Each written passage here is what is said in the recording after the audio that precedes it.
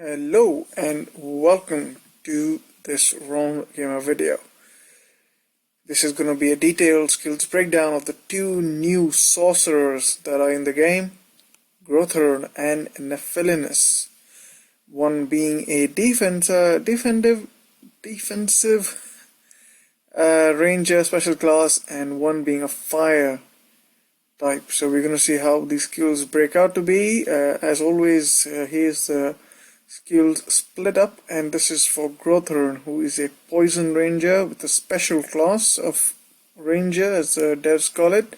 So he's gonna have the benefit of being able to equip any of the ranger 5-star relics and any other relics that apply to rangers.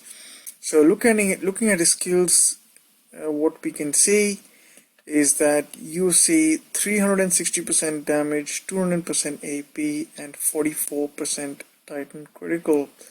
So in terms of a ranger, we are probably looking at putting Grothern in, well, probably upwards of even what we saw the broken Jol dog, or the champ dog as you used to call him. So this Titan on his own as a ranger probably is going to put out a real substantial amount of damage. So with that AP in there as well, you could obviously add a few more relics, and even for a starting player, I mean, this will obviously blow anything out of the water even on his own. So anything that doesn't have full range resist or high range resist, the Titan can do a lot on his own as well. So that's pretty amazing. Now let's talk about the Panthers, then we'll come back to the prestige skill. So in terms of the Panthers and this Titan, the way it's overall designed, it appears to be one that is intended to have its troops die. And how strange as it sounds, you shall see that when I discuss the special skills. So Panthers, notice they have no health. There's no Panther health. When I saw it for the first time, I was like, what's the point of this? But there might be a reason why that's true, why that's the case. We'll come to that in a second, but let's have a look at the other part of the Panthers. So you're going to get Segunga level, not even Segunga level, is it Life Spark level, I think, Panther damage here when it comes to defense. But if you just look at what you get, if you took growth on an attack, you're going to see 480% damage buff, which is quite a lot, to be honest. And if it's defending, those Panthers, even though they don't have much health, they're going to dish out a crazy amount of damage. I'm going to say the damage which is near the level of Life Spark. So that's crazy. You're looking at 150% armor, which can go up to another 150% or 300% armor. So you can almost look at getting builds where the armor can touch 400% or so, thereabouts. So if you're bringing in, let's say, Storm Maidens to take out Grothern, you will need a significant amount of armor piercing over and above what you get with the Titan. So the current Zabawa Titan, I think you get 176% AP by default. So you will have to start pushing that upwards if you want to ensure that you break the armor that is present here. And this is what really important for Grothern, because if you're able to get an effective armor, you are blocking out 75%. I think that's the cap of the damage that's incoming. So that basically translates to an effective health increase for the Panthers. So this is why I guess that one of the reasons why the devs haven't actually given Panther health, because the armor is so high. And as you shall see, the armor can go even further than this. Then you got AP again. This is, that should be 150%, not 158. So you're looking at, again, on defense, you're probably not going to have any attacker that you can bring in which can actually have that much armor stacked up. Can't really think off the top of my head any particular defense that can have that. I mean, even if you're looking at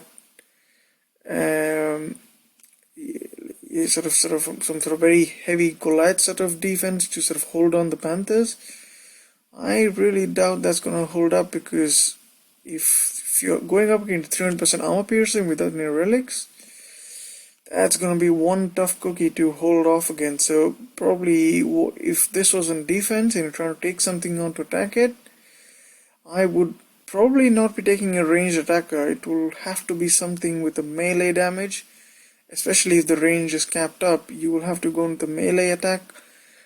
So maybe Zabawa on a solo build, but you will need tremendous amount of armor piercing. So that will definitely mean you will need Night Whisperer in there and push that AB real high.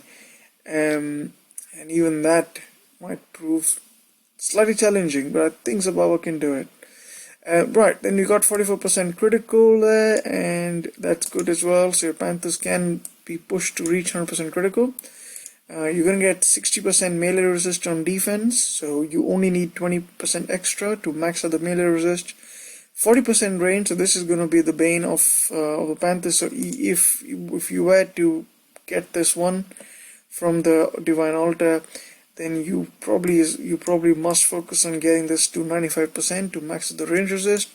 So this is a ranger you got to keep in mind. So none of the ranger 5 stars actually give you range resist. So it will have to come from other sources. So your forest carving and what the other relics are there that increase the range resist will come in benefit. So that's that, and then you got 30% all elemental resist, which is absolutely great. So your Panthers start off the bat with 30%, and so if you are trying to build, if you get this Titan, you probably want to focus on, unless you have the Bow of Gods, where you can get this up by another 40%, you probably want to focus on relics that resist lightning and maybe fire, as we shall soon see with the other case of the Titan. So very crucial here that to notice that you do get 30% right at the start.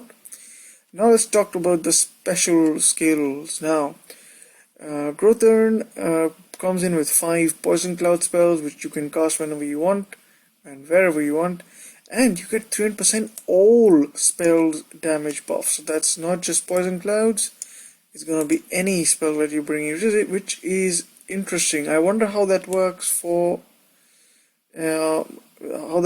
shield spells, for example, or rage spell. Does that also work the same way? Quite curious.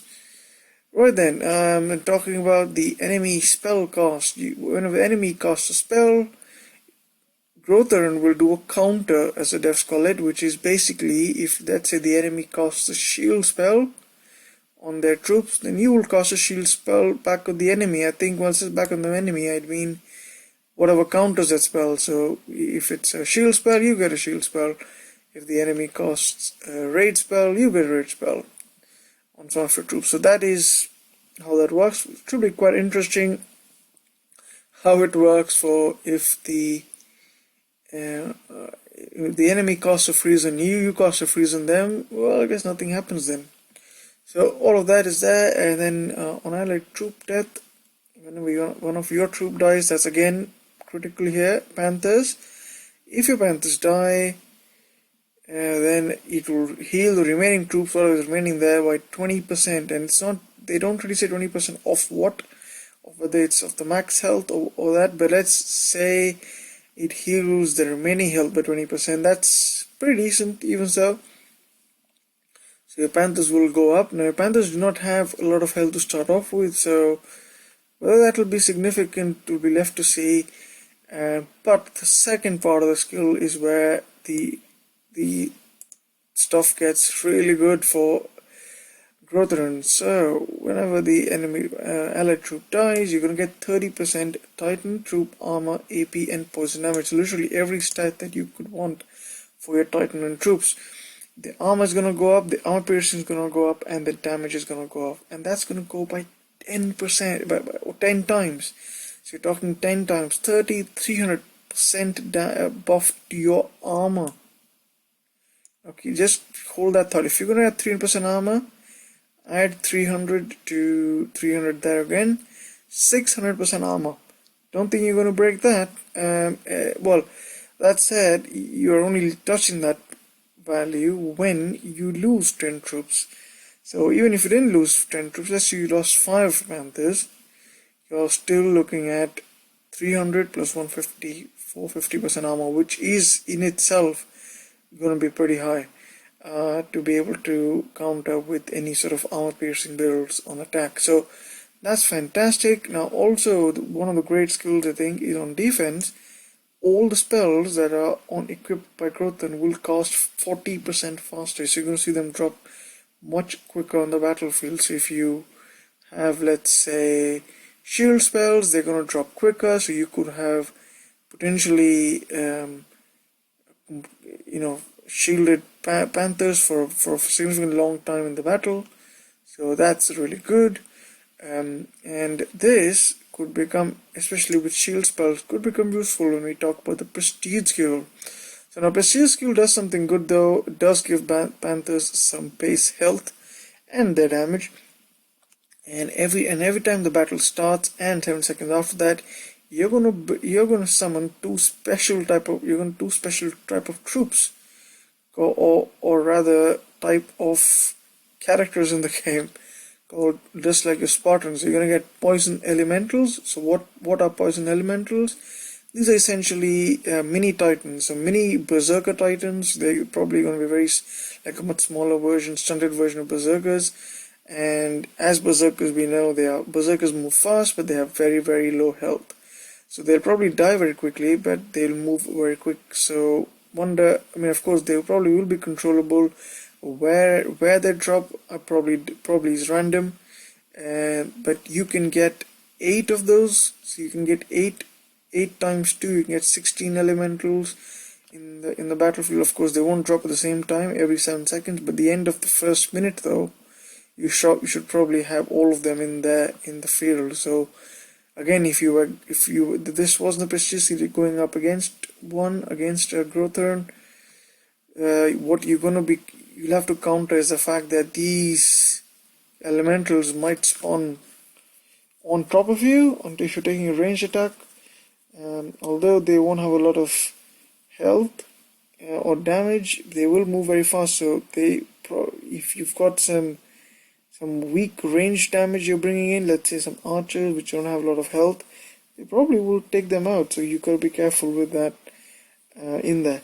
And also, whenever these elementals die, and this is why I would call these suicide berserkers, because they have such low health, even if they go and try to attack one of some of the range units, they probably will die. And when they die though, they cast a very special type of poison cloud called a poison sludge. And this poison sludge is basically a poison cloud which, in addition to casting damage, it will also slow down the enemy by 60%. So your enemy, whatever it is that's attacking your Grothern, whether it be Storm Maidens there, if they are in that poison sludge, they will be now firing at 60% slower than their normal rate. So which of course translates to longer battles, and if it's a troop that is able to still sustain the poison damage, actually, it was just going to slow them up a lot. So your whatever is firing at your panthers is going to struggle to get enough damage out before the clock runs out. So Grothern can simply be a very sticky defense where the panthers, first of all, you'll have to take extra care of not getting overwhelmed by the panthers, and you will also have to, but in terms of the damage that is, and also trying to take it out. So I think the absence health, although it would have been great to have health there, I think that would have made this Titan OP. But the absence of X skill health on this Titan is probably not the biggest loss, and this is going to be very interesting and probably very tough Titan to take out on defense. The armor especially is going to play a very important role, and anything that you bring in, you're going to need a lot of armor piercing. And when you start looking at of armors going beyond 50%, you're getting into the territory where solo Titans might actually start to not make sense. So yeah, that's for this Titan. I think that's pretty interesting, isn't it? And one thing to mention as well, there's another skill for Prestige, which is on whenever the Titan dies, 6 attack spells are cast on the enemy. And I'll show you what they call attack spells, which is kind of odd actually, but it's freeze, fireball, lightning storm, and I think poison cloud or something like that. But this will only happen if you are at prestige level 7 and above, that it does that. So if your Grothern, which is a ranger, dies, then that's all that will happen. Which is interesting and could be bad as well, depending on what the enemy Titan reacts to whenever spells are cast on them. But yeah, it is crazy. I mean, all the spells falling up and even those poison clouds that use in special skills with that extra damage buff to them.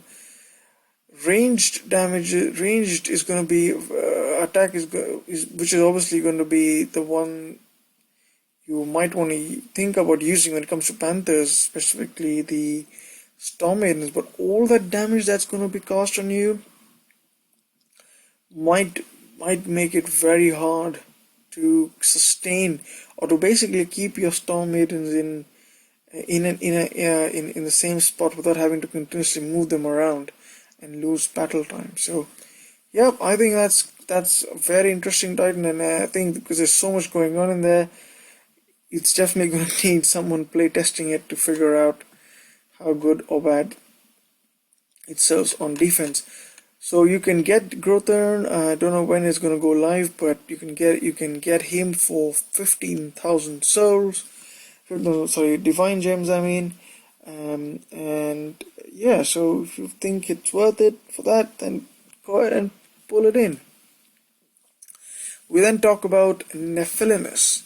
Now, Nephilinis is a fire ranger, special class as well, and she puts out monumental damage, even more, or rather at least at the level of what you see with Grothern. You're looking at, on attack, you're looking at 540% damage for a ranger, 176% AP, 44% critical, 40% range resist, and 30% all elemental resist. So this ranger can hold her own in many ways on the battlefield, at least stand a few hits, but will certainly be dishing out a lot of damage.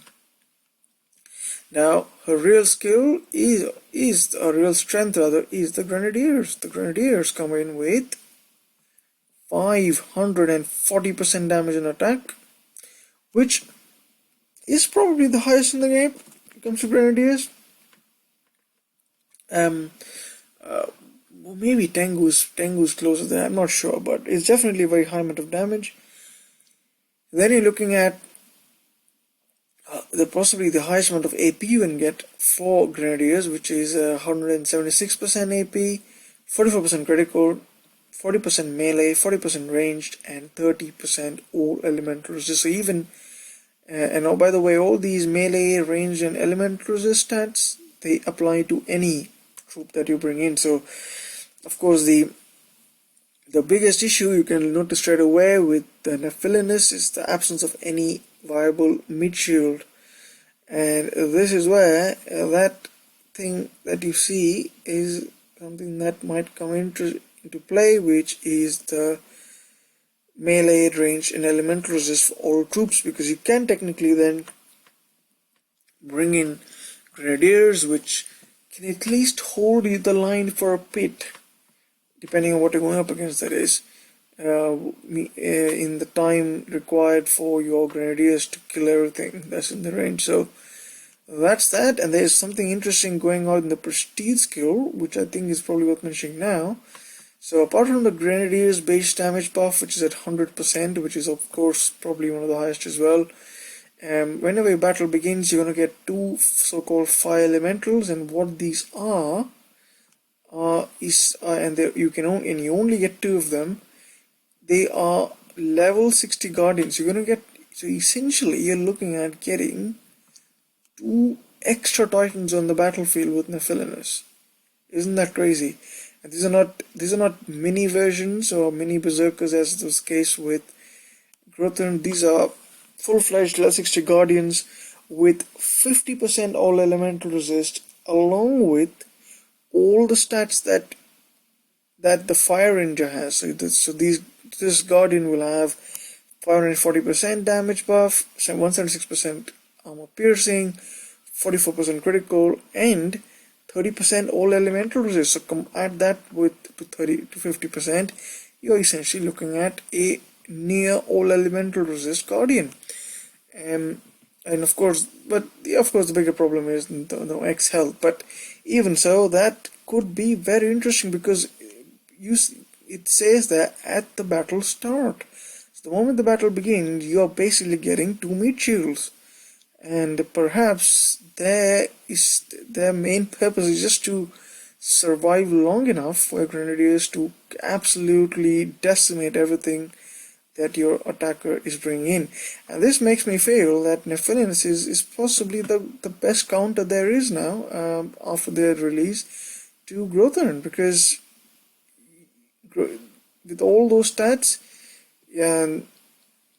your guardians can possibly just withstand long enough for the grenadiers to cause the thing. But of course, again, as is the case though with grenadiers, the 88% AP, even though it goes to 176, whether you can actually take that up into the realms of 400 and 450%, that's going to be very tricky. So grenadiers might still struggle, and I think Grothern is going to be a real issue even with this sort of thing. But that damage of the grenadiers might sort of overcome that anyway. Well, what else do you get then? Let's talk about the second part of the prestige skill. So whenever your enemy troop dies, you're going to get plus 30% Titan fire damage and armor.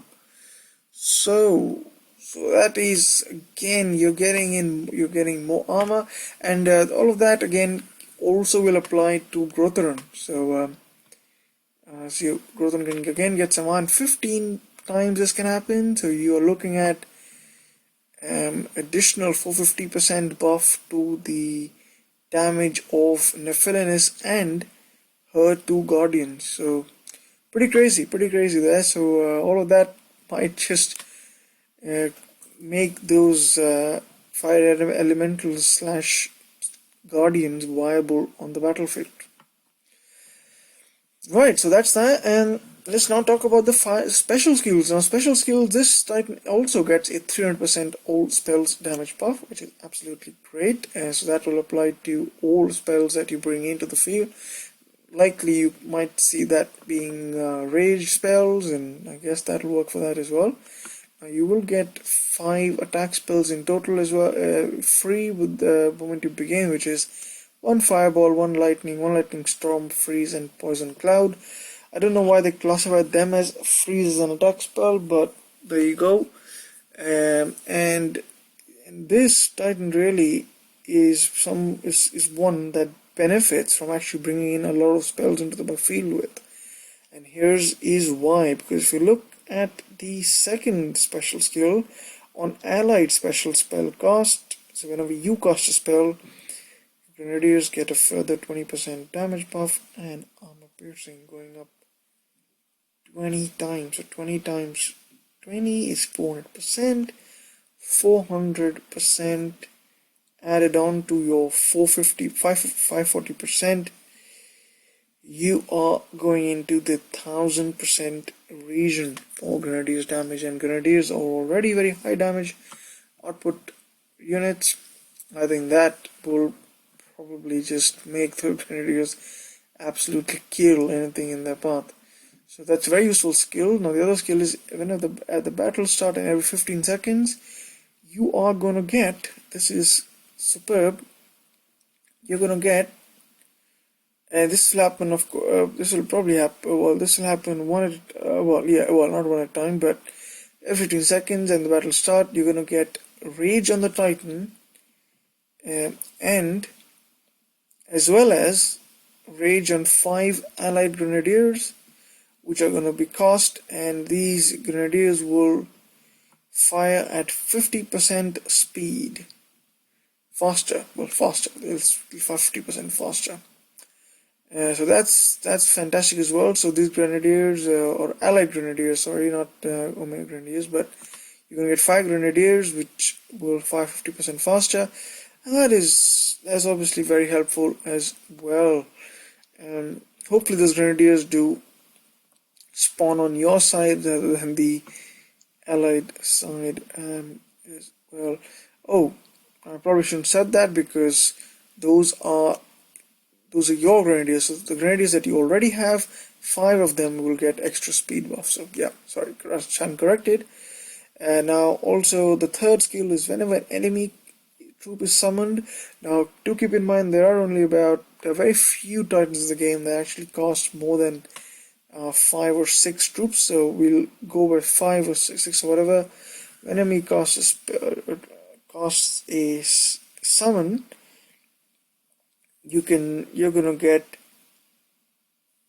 rage and 50% speed to 8 allied grins.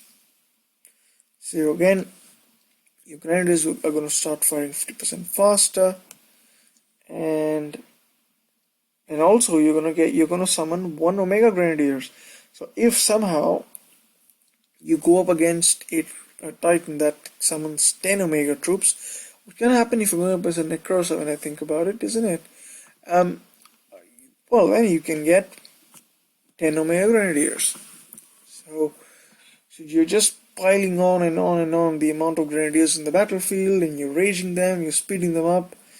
So it's going to be pretty intense with Nephilinis. So I think the main issue with Nephilinis on attack is going to be the management of those fire elementals and making sure your grenadiers don't completely get decimated by enemy troop attacks. Now you do get a lot of melee, range resist, elemental resist, but you will need to make sure that your grenadiers do still remain fairly well protected, because grenadiers without any, they don't have any armor here, not much at least, and which you could probably get from the second prestige skill, but they are very susceptible to being completely squished. So if you can keep your grenadiers protected, then you can probably completely burn up whatever it is you're going up against. Right then, so that's that for Nephilinis, a total extreme version of a glass cannon attacker with possibility with a tricky meat shield, and you can get this Titan for 15,000 divine gems as well. And now Necrosa and Lifespark are, by the way, still available in the altar, but they're going to be available at both of them now for guaranteed 12k. So earlier you could pull them only 15k guaranteed, now it's 12k, so that's great. And if you're feeling like you want to gamble, you can try the 9k altar and try to save yourself 3,000 divine gems for a decent chance of getting Necrosa and Lifespark at 15% each. So yeah, so there's that. So there's a possibility you get them if you want. Now let's talk about what relics you would possibly want to equip or want to consider if you were to get these 2 new sorcerers. Now they do say this is a special class, so but they do mention that the existing relics will work. So you have the options there. Now you've got Bow of Gods, Stormbringer, and Yochi's Yumiya. How you pronounce that? I think when it comes to Grothurn, I think Bow of Gods is perfect because you have 30% all elemental resist for your Panthers to start off. So 40% will take it to 70%. It's almost like similar like what you see on Hachiman. Hachiman also has 30% all elemental resist for the Goliaths. So this will certainly help. And the all troop piercing and Titan damage kind of throw in there. You could also consider putting the Stormbringer for some extra health, which could be good. But I think to an extent, I think if you want to cover all elements, maybe Bow of Gods is the one you want to go for. Then as far as Nephilinis goes, I think this new golden relic, the Yochi's Yumiya, probably is the one that you could consider strongly equipping, because notice the third skill on enemy summon, cost Raise Dead and Fireball. And as I mentioned before, Nephilinis loves spells, so whenever an allied casts a spell, you're gonna get additional Grenadier's damage. So yeah, all of that is looking good, and yeah, I think that's it for this video. So let me know what you think of the two Titans, whether you are going for either of these when they come out, 15k. So yeah, that's it for this video, and I'll see you in another one.